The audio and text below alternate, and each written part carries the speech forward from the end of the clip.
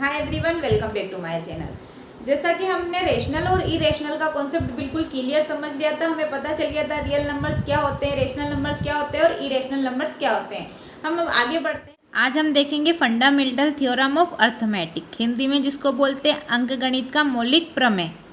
ठीक है, उनको समझने से पहले हमें समझना होगा प्राइम नंबर्स मतलब अभाज्य संख्या क्या होती है, कंपोजिट नंबर्स संयुक्त संख्या मतलब, ठीक है, प्राइम फैक्टराइजेशन हिंदी में क्या मतलब अभाज्य गुणनखंड। हम इन तीनों का मतलब समझेंगे तो फंडामेंटल थ्योरम ऑफ अर्थमेटिक हमको बिल्कुल इजी और अच्छे से समझ में आ जाएगी। ठीक है, चलो हम पहले प्राइम नंबर्स और अभाज्य संख्या देखते हैं कि क्या होता है। अब प्राइम नंबर्स वो होते हैं जिनके सिर्फ दो फैक्टर्स होते हैं। दो कौन कौन से? एक तो नंबर 1 और एक तो वो खुद ही। जैसे क्या? जैसे 2 है। ठीक है, अब 2 के फैक्टर्स अगर हम देखें, फैक्टर्स मतलब गुणनखंड, अगर हम इसके गुणनखंड निकालें तो कैसे निकालेंगे 2 के? एक तो 1 और एक 2। ठीक है, एक तो जो 1 के टेबल में आता है 2 और एक 2 और किसके खुद के टेबल में आता है, तो वो क्या हो गया? प्राइम नंबर्स या अभाज्य संख्या। मतलब जो 1 के टेबल में और खुद के ही टेबल में आए उसको हम क्या बोलते हैं? प्राइम नंबर्स या अभाज्य संख्या। और एग्जाम्पल देख लेते हैं, जैसे 3 एक तो 1 के टेबल में आता है और 6 के टेबल में आता है, एक तो खुद ही के टेबल में आता है, तो इसके फैक्टर कितने हो गए? 2, 1 और 2। ठीक है, अब और एग्जाम्पल देखते हैं हम। और क्या एग्जाम्पल होता है? 4 हो सकता है क्या? नहीं हो सकता। क्यों? 4 तो 2 के टेबल में आता है, 1 के टेबल में आता है और 2 के और खुद के टेबल में भी आता है, पर हमने तो प्राइम नंबर्स को बोला है कि उसके फैक्टर्स होते हैं एक तो 1 और दूसरा वो खुद ही। ठीक है, तो क्या 5 होगा? हाँ होगा, क्योंकि एक तो 1 के टेबल में आता है और एक तो वो खुद ही के टेबल में आता है। तो प्राइम नंबर्स और अभाज्य संख्या समझ में आया? मतलब प्राइम नंबर्स हिंदी में बोलते हैं अभाज्य संख्या। समझ में आया क्या होता है? अगर नहीं आया तो आप कमेंट में डाउट पूछ सकते हैं। ठीक है, अब ऐसे ही कंपोजिट नंबर्स मतलब संयुक्त संख्या क्या होती है? अब इसका उल्टा ले लो। अभी हमने देखा था जिनके फैक्टर 2 होते हैं उन्हें क्या बोलते हैं? Prime numbers. ठीक है, अब कंपोजिट नंबर्स क्या होते हैं? कंपोजिट नंबर्स वो होते हैं जिनके 2 या 2 से ज़्यादा फैक्टर्स होंगे, वो क्या होगा? Composite numbers. जैसे हम मान लेते हैं, यहाँ पर लेते हैं 4। ठीक है, अब इसके फैक्टर्स देखें हम, एक तो 1, एक किसके टेबल में आता है? 2 के, तो इनको तोड़ेंगे अगर हम 2 को 4 को, तो 2 दूनी 4 हो जाता है। ठीक है, कितने फैक्टर होगा? 1 2 3। ठीक है, 2 से ज़्यादा है तो ये क्या हो जाता है? Composite numbers. कंपोजिट नंबर्स का सबसे याद रखने का सबसे आसान तरीका ये है कि वो खुद के टेबल में तो आए लेकिन साथ में दूसरे टेबलों में भी आ सकता है, उस नंबर्स को हम क्या बोलेंगे? Composite numbers. ठीक है, एक और ले लेते हैं, 4 5 होगा क्या? नहीं होगा, क्योंकि वो तो 1 और खुद ही के टेबल में आता है, तो ये कंपोजिट नंबर नहीं है। तो ये कौन सा नंबर हो गया? Prime numbers. अब 6 आएगा क्या? हाँ आएगा। क्यों? क्योंकि वो 1 के टेबल में भी आता है, 2 के टेबल में भी आता है और 3 के टेबल में भी आता है। तो 1 2 और 2 इंटू 3 कितना हो गया? 6। आया समझ में? और क्या हो सकते हैं कंपोजिट नंबर? 7 हो सकता है क्या? नहीं हो सकता। तो क्या होगा? वो 1 इंटू 7, तो वो क्या होगा? Prime numbers. 8 हो सकता है क्या? हाँ हो सकता है, इसके भी फैक्टर्स निकलेंगे। Very good. प्राइम नंबर्स मतलब जो जिनके 2 फैक्टर्स होते हैं, एक तो नंबर 1 और एक तो वो खुद ही। कंपोजिट नंबर्स मतलब जिनमें 2 या 2 से ज़्यादा फैक्टर्स होते हैं उनको क्या बोलेंगे? कंपोजिट नंबर्स मतलब संयुक्त संख्या। अब हम प्राइम फैक्टराइजेशन पे आ जाते हैं, मतलब अभाज्य गुणनखंड। गुणनखंड का मतलब क्या होता है?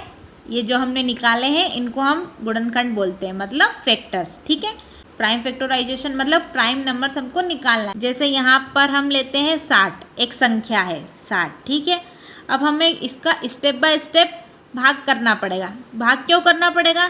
तभी तो हमको गुणनखंड मिलेंगे ना, वरना कैसे गुणनखंड मिलेंगे? और काय से करना है हमको? प्राइम नंबर से। तो चलो करके देखते हैं, भाग करो। अब 60 का 2 में करेंगे तो कितना आएगा? 30। ठीक है, अब वापिस से 30 का फैक्टर से 30 का 2 में 2 कितना जाएगा? 30 में 2 से चले जाएगा ना, कितना हो गया? 15। ठीक है, अब 15 हुआ, अब 2 से जाएगा क्या? नहीं। अब काय से जाएगा? 3 से, क्योंकि हमको काय से निकालना है? प्राइम नंबर से। ठीक है, तो 3 से 2 कितनी बार जाएगा? 5 बार। Very good. अब फिर 5 का 2, तो 5 का काय से निकालना है हमको? 2 से जाएगा? नहीं। 3 से जाएगा? नहीं। 4 हम यूज़ ही नहीं कर सकते क्योंकि प्राइम नंबर से करना है हमको। ठीक है, और 4 से वैसे भी नहीं जाएगा, तो काय से जाएगा? 5 से। ठीक है, कितनी बार गया? 1 बार। ठीक है, तो ये आया। अब 60 के कितने फैक्टर्स बने? देखो 60 के कितने फैक्टर्स बने? 2 इंटू 2, फिर इंटू 3, फिर इंटू 5। ठीक है, इनको एक बार इंटू करके देखते हैं 60 बनता क्या नहीं। 2 दूनी 4, 4 ती 12, 12 पंजे 60। तो 60 के प्राइम फैक्टर्स क्या हो गए? ये रहे। आया समझ में? प्राइम नंबर्स क्या होते हैं? जिसमें 2 फैक्टर्स होते हैं, खुद ही और दूसरा 1। कंपोजिट नंबर्स क्या होते हैं? जिनमें 2 या 2 से ज़्यादा फैक्टर्स होते हैं। ठीक है, प्राइम फैक्टराइजेशन किसको बोलते हैं?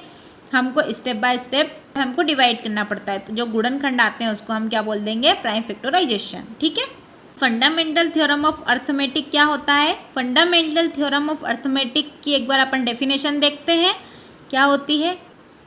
Every composite numbers can be एक्सप्रेड us a product of prime numbers uniquely.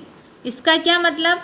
Her composite numbers को प्राइम नंबर्स में लिखा जा सकता है, लेकिन प्राइम नंबर्स को कंपोजिट नंबर्स में नहीं लिखा जाता है। ठीक है, तो बिल्कुल सिंपल डेफिनेशन और बिल्कुल सिंपल यूज है इसका कि हर कंपोजिट नंबर्स को हम प्राइम नंबर्स में लिख सकते हैं। वो क्या हो जाती है? Fundamental theorem of arithmetic. इसका यूज़ हम HCF और LCM निकालने के लिए करते हैं। ठीक है, ये भी हम निकालना सीखेंगे अभी, पर आपको फंडामेंटल थ्योरम ऑफ अर्थमेटिक का मतलब समझ में आया कि हर कंपोजिट नंबर्स को प्राइम नंबर्स में लिख सकते हैं। जैसे कि अभी हमने लिखा 4 को हमने प्राइम नंबर्स में बनाया, 1 2 2 ये सब प्राइम नंबर्स होते हैं। ऐसे ही 6 का बनाया था, तो बिल्कुल सिंपल है। एक और एग्जांपल से हम देखते हैं। जैसे मान लीजिए ये 12 है। ठीक है, अगर हम 12 के फैक्टर्स तोड़ते हैं प्राइम नंबर्स में, तो कैसे करेंगे? भाग दो। चलो पहले कैसे देंगे? 2 से कितनी बार गया? 6 टाइम। ठीक है, अब वापिस से 2, 6 कर दो, कितनी बार जाएगा? 3 बार। ठीक है, अब 3 आया, 2 से जाएगा क्या? नहीं। तो कैसे जाएगा? 3 से 1। ठीक है, यहाँ पर लिख लो कितना? 6 था, यहाँ पर कितना आया? 3, यहाँ पर अब कितना बचा? 1। इसका गुणनखंड कितना आया? ये देखिए 12 का 2 इंटू 2 इंटू 3, 2 दूनी 4, 2 तिया 6, 2 चौक 12। ठीक है, अगर हम इसके ऑर्डर ऐसे कर दें 3 इंटू, हम बड़ी संख्या पहले लिख लेते हैं, फिर छोटी छोटी लिख लेते हैं। ठीक है, आया समझ में कि हर कंपोजिट नंबर्स को प्राइम नंबर्स में तो लिख सकते हैं। अच्छा ये बताओ 12 6 इंटू 2,